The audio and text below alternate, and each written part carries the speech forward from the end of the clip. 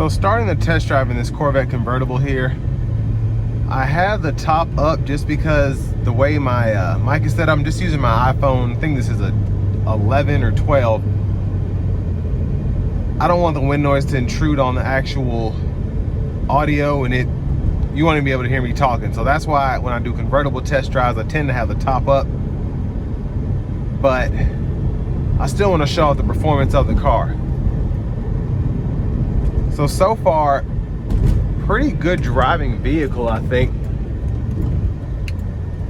Just in terms of the ride quality, just the pedal feel and all of that. Especially for it to be this low slung. It's just a very low to the ground car. But it's always been a good touring vehicle, I think.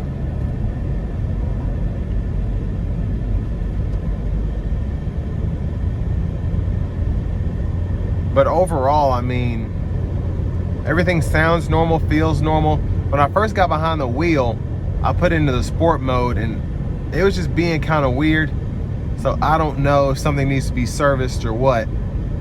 But I'm definitely going to give it some getting on the interstate here in a moment. But I'm not going to floor it just because these things like to go sideways anyway. But it's a lot of power for a car like this.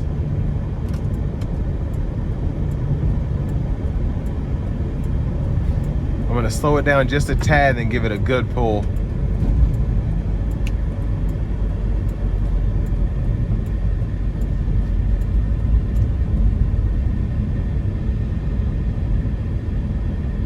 All right, here we go.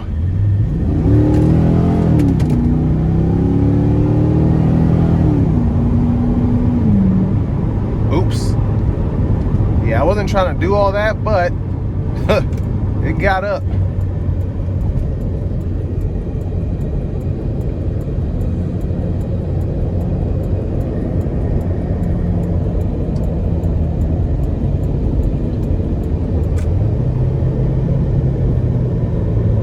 Yeah, if I wasn't doing a test drive review here, I would teach this guy in front of me a lesson that was unnecessary. But anyways,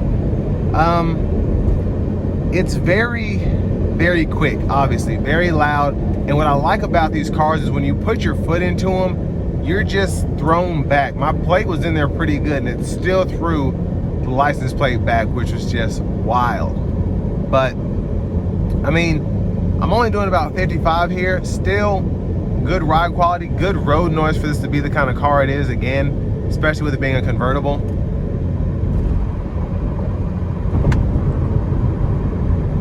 And I mean, I wouldn't necessarily recommend taking this on a very long road trip, but this is one of those cars that if you do take it on a road trip, what really keeps you going is how much fun the car is itself.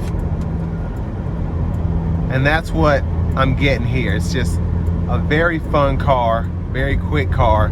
So even though the ride and the comfort of the seats for someone as tall as me isn't fantastic, I think it's doable / worth it.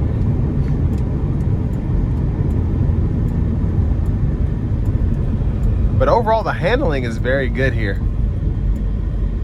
Now this does have the Z51 package, so that helps with that as well.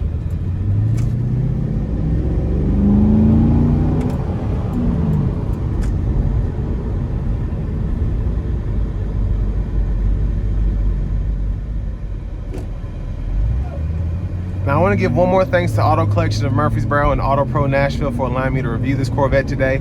I'll leave a link below in the description. If you are looking to find the best price on one of these closer to home, click on that second link down below. It takes just a minute to fill out your information, and I'll make sure the local dealers are fighting to get you the best price on this kind of vehicle or whatever used vehicle you might be interested in.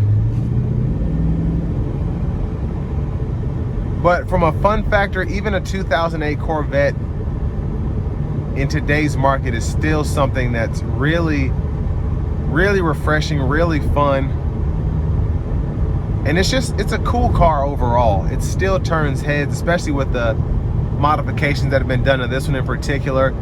It's still fast compared to the 2025 models that are out now. And these are relatively easy to work on from a repair standpoint. So if you find yourself having to make some repairs or whatever, it's not going to break the bank like it would on probably a C8 or something like that.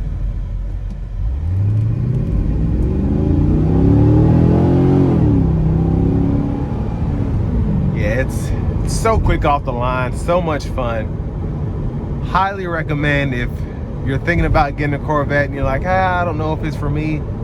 This thing will put a smile on your face every time you get behind the wheel of it. And it's one of the reasons I love Corvettes. The C8, C7, C6s.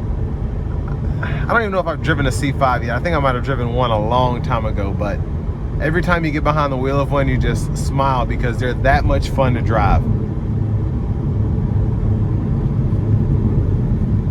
Brakes work really good too. I wish they stopped tearing this road up, but whatever.